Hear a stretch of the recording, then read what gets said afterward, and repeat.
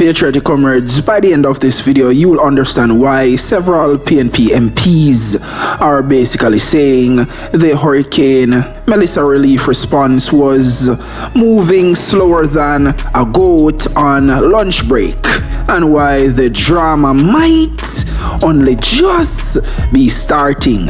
And trust me, the plot twists at the end, you won't see it coming. Patriotic comrades, welcome back to the channel, the only place where Jamaican politics gets broken down with education, entertainment, and just the right amount of petty sarcasm. Today we're diving into the political storm after the actual storm, because while Hurricane Melissa left the island 1 month ago, the political hurricane is still spinning over Westmoreland, Hanover, and St. Elizabeth. MPs from those parishes are saying the government's response was slow, the relief was inadequate, and the 10 million per constituency is basically the budget of a patty shop, not a national disaster recovery plan. But oh, we're just getting started. Let's break down each MP's accusation, the underlying issues, and the spicy political subtext that nobody wants to say out loud, but everyone knows it's happening. Westmoreland, 5,000 homes gone, and that's it. Let's begin in Westmoreland, where Dr. Dayton Campbell dropped a statistic that made my eyebrows leave the chat. 5,000 homes destroyed. 5,000. That's not a constituency. That's a tragedy with a postal code. Campbell says NGOs, private groups, and donors have been doing more than the government, which, if true, would be a plot twist worthy of an entire Netflix documentary titled Jamaica, the private sector saves Christmas. He says what's being promised is nowhere near enough. But here's where it gets even more interesting. Another MP basically calls the allocation mathematically disrespectful. Hold that thought. Do you think the relief issues are politics or poor coordination? Be honest. What do you see on the ground? Put it in the comments below. Dwayne Vaz and the calculations of pain.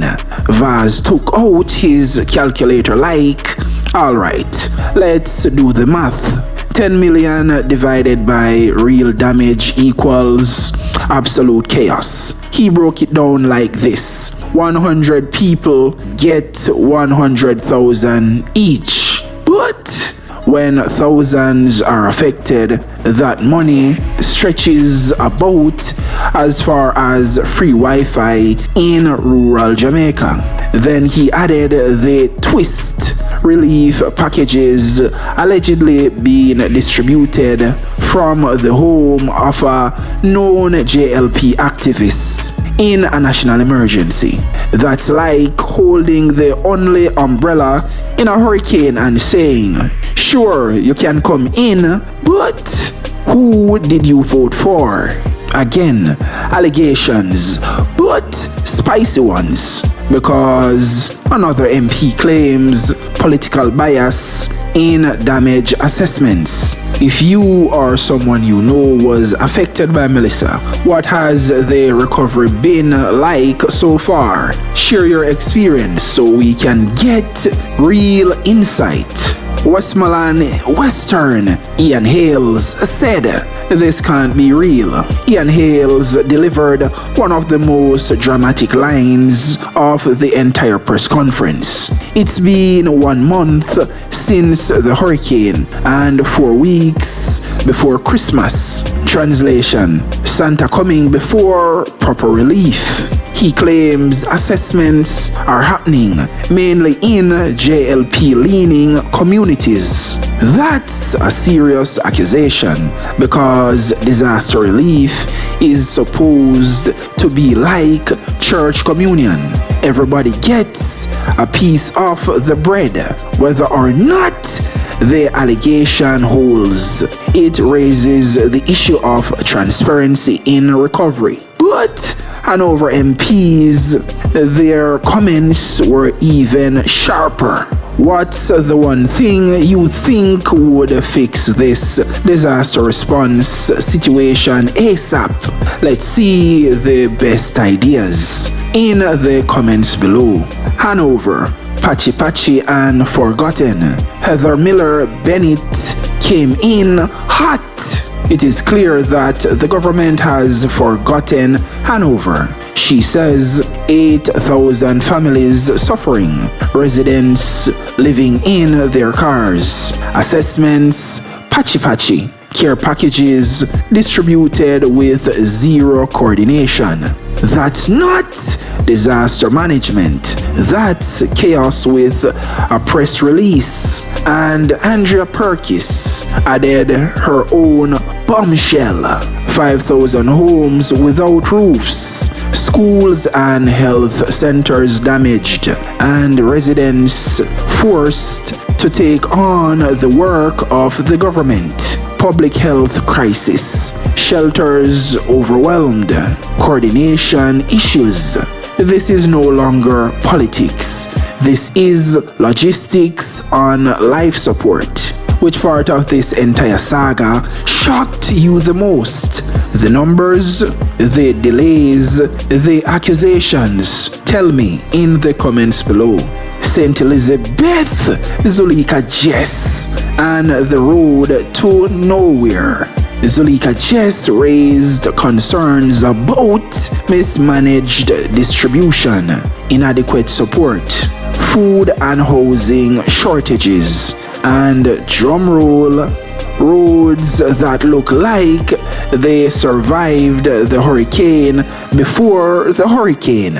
She says more funding is urgently needed, and this leads to the biggest twist of the entire story.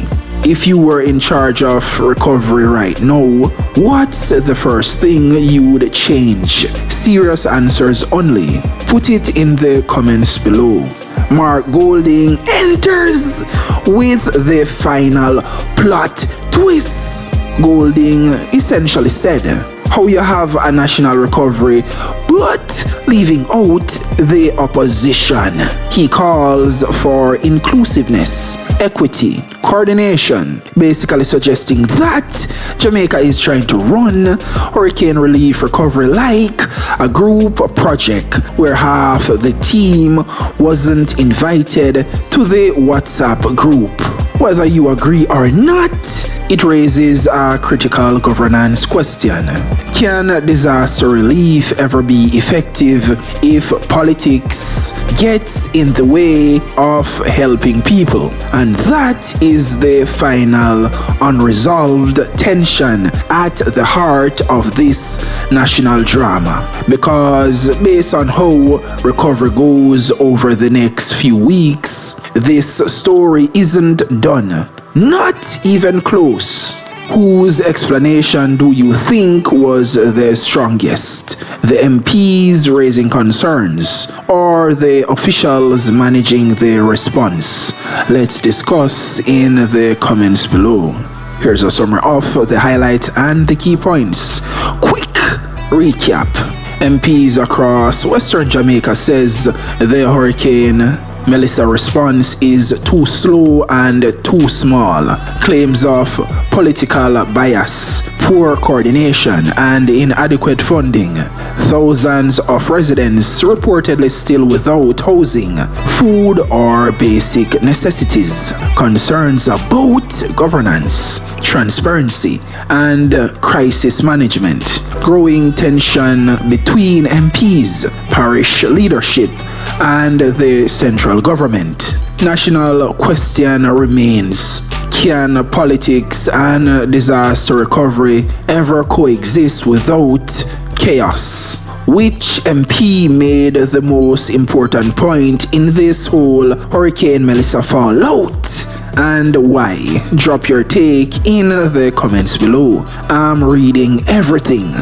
Patriotic comrades, finally, we hear from Mark Jefferson Golding and a lot of comrades, MPs, and the timing is perfect. Them give the government more than enough time, because if you say something like this too early, the government are gonna say they're not even giving a chance, they're not giving a room for work, they might fight the recovery effort before it even starts. You know you're gonna get all of the political PR rhetoric from the JLP if you do something like this too early.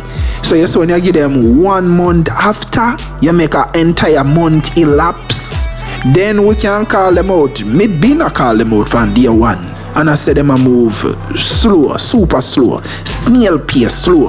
Them basically not do nothing. Me can do that, call me a blogger.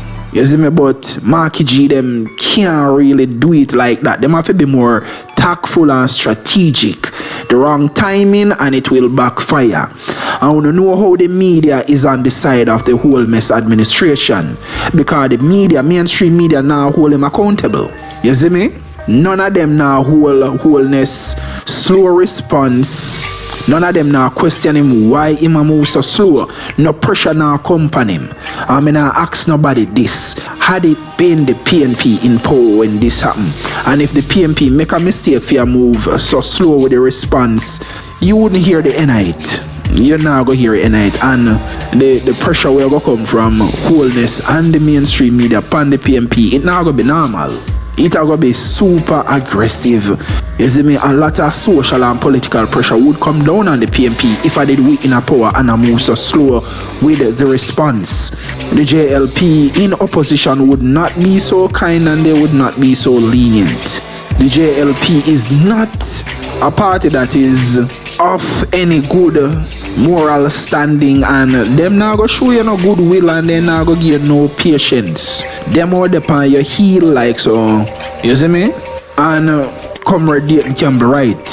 Him actually say what I've been saying, and almost everybody been saying, that private citizens are doing the work of the government and are actually doing more than the government. Why would I think me call out wholeness when me see my chat to Ramesh, sit down under AC side by side with Ramesh, and I congratulate Ramesh. Ramesh I do the work what him supposed to do. Him under AC when he should have out in the field, in the communities. I walk door to door and I assure the people them say, yo, me know I no lose everything, but me I go sort to know out. No worry, me got to know. That him supposed to do. Alright, watch it now.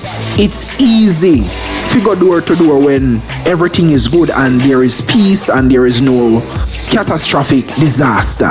It's easy to go house to house when you campaign and you beg people to vote for you and you do your PR campaign runs. It's easy to do things when times are good.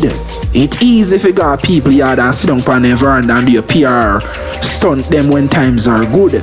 But when times are bad, you are nowhere to be found. You fly go all the way to South Africa and back. You're not supposed to leave the country in a time of crisis. So real circumstances expose your true nature. It exposes your real nature. It exposes the real you. It exposes how you really feel towards the Jamaican people. So if you did fake and you pretend, well, a Cat 5 hurricane will expose you if you genuinely care about the people or if you were just fronting all along.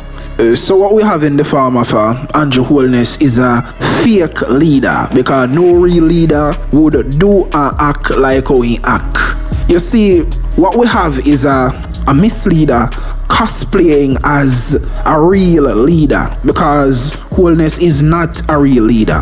Holness is not a leader. He's a PR representative cosplaying as a prime minister. So then we kill you with PR when things are good and normal. You see me? but then I have no substance behind them. So I am happy that the PNP choose the right time, because this is the perfect time. You give them 1 whole month. If you did do it in the first week, it would have backfire upon Marky G and the PNP. It would have backfire upon we. Me can't tell you that. Only we as bloggers have the freedom to criticize them from the day after. And say, una not do nothing, una move too slow. JPS, I move faster for restore power to people. And me did I say the same urgency and speed with JPS I work with for restore power to the people at the same speed and urgency the government should move with when it comes to relief and recovery efforts. The same energy as JPS. We as private citizens, immediately the day after we start mobilize, we start do aid, we start sending this, we start sending that. The day after, that should have been the response of the government. And the biggest failure in all of this is the government choosing to exclude and cut off the PNP. That's the biggest mistake. If Holness did really want to shine and really want to stand out, if he was actually a real leader, he would not politicize this. He would not use this to score cheap political points. You see me? He would actually work with the people. He would actually work with Mark Golding and the People's National Party. I saw you would score the big points. I saw you would shine and stand out as a leader. But what does Holness do? The complete opposite. He basically cut off his nose for spite in face. And the only reason why he can do that is because the media, mainstream media, is biased. Them now hold him accountable. Dean Jackson alone, me say, I hold the government accountable and I ask the real serious questions. Dean Jackson alone. The only journalist in Jamaica is Dean Jackson Miller. She is the only journalist. Everybody else are cosplay as journalist. So if you know, say the government is getting a pass from the media, or if you're the government and you know the media are going to give you a pass and you know the media is bought and paid for, you can't do anything.